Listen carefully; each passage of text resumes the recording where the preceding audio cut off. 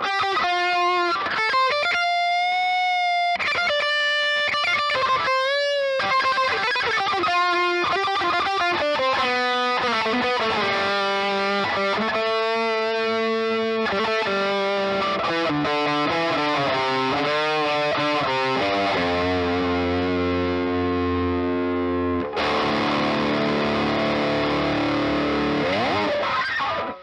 everybody, it's Matthew. Welcome back to the channel. Today is a special video. We've got our very special boy here in my lap. This is, of course, the Guild S100, a fantastic little guitar.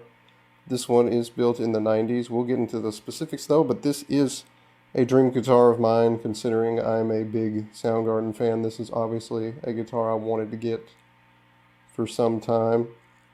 And this sort of kind of completes the fandom here. It's come full circle, and I finally acquired a guitar that Kim Thile uses all the time. And I'm very happy to get this little guy. But anyway, without further ado, let's get into the details about this guitar here. So this is a 1997 Guild S100. The serial number is FB0000535, so it's number 535 is basically the best way to think about it. Of course, these models here, the 97 to 99, were built in a different factory. These are not from the original Guild factory.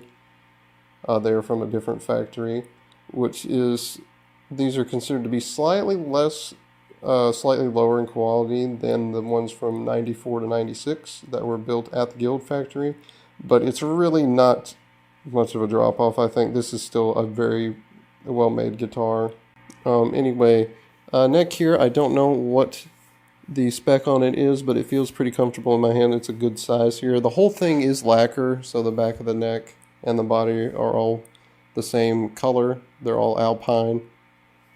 And that's the color that is a little bit creamy just because it's aged a little bit. But it's a comfortable neck, not too wide, not too thin, 12-inch radius. I like flat necks, of course, which is why I avoided getting any of the new ones that Fender had started making when they bought Guild in 2013.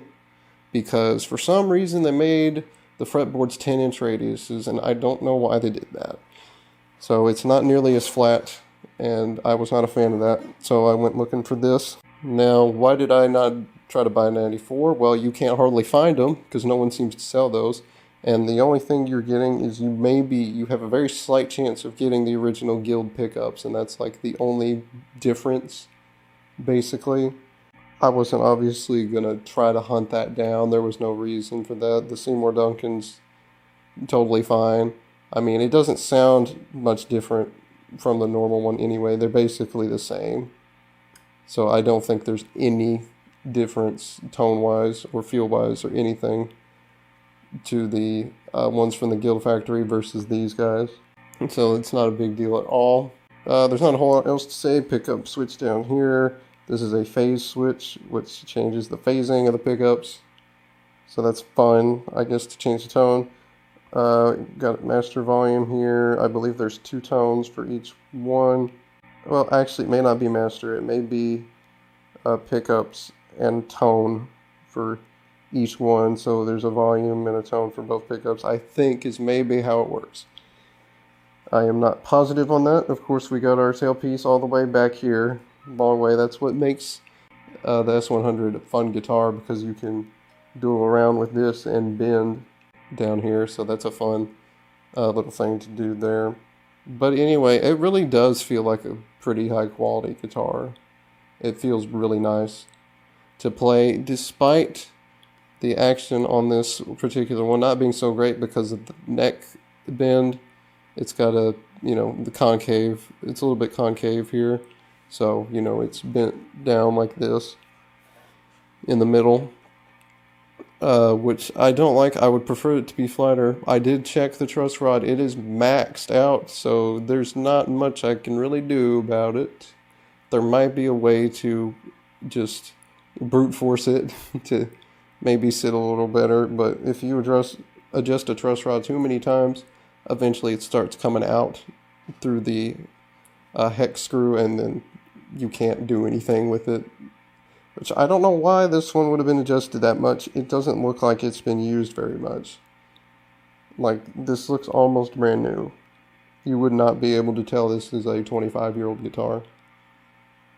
And yet the truss rod is maxed out on it. I don't know why. That's the case. It's weird. And also, the frets are a little dirty. They need to be polished. That's my bad not catching that before I put the strings on. But it's fine. That's my fault. Anyway, what are we talking about? Tones. We're talking about tones, yes. I'm going to keep the high gain setting because I don't care.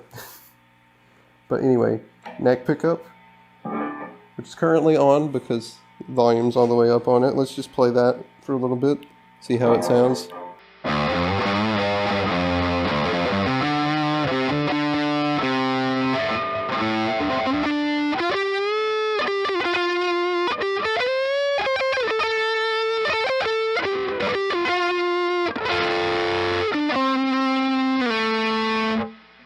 So that's the neck pickup right there. Let's put them together in middle position for fun.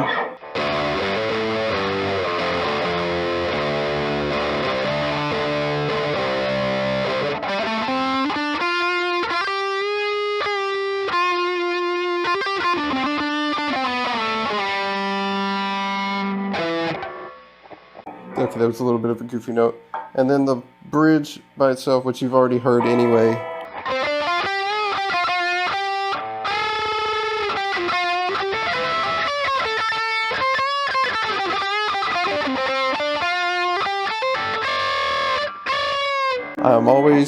I'm always worse on camera.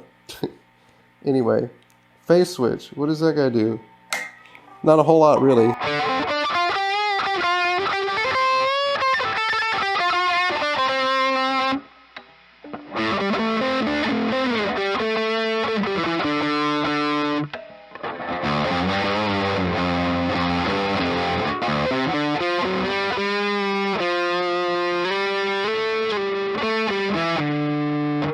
So yeah, that's back to the normal position here. I do have the tone turned down a little bit just because it sounds nice that way. So yeah, there's the tones. So it's pretty simple there. It does sound pretty nice, honestly. I was kind of surprised just how close plugging it in already is to, you know, oops, let me turn that off.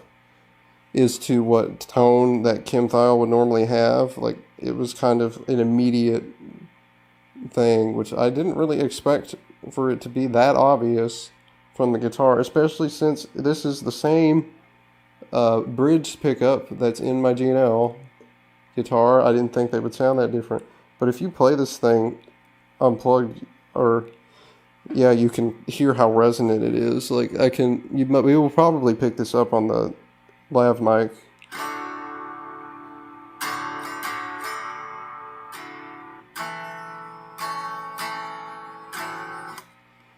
So yeah, I mean, it's a very resonant guitar, which is a big plus there, because resonant guitars usually just sound better. That's all there really is to it. Anyway, guys, that was a closer look at my dream guitar here, the Guild S100. I hope you guys enjoyed this one.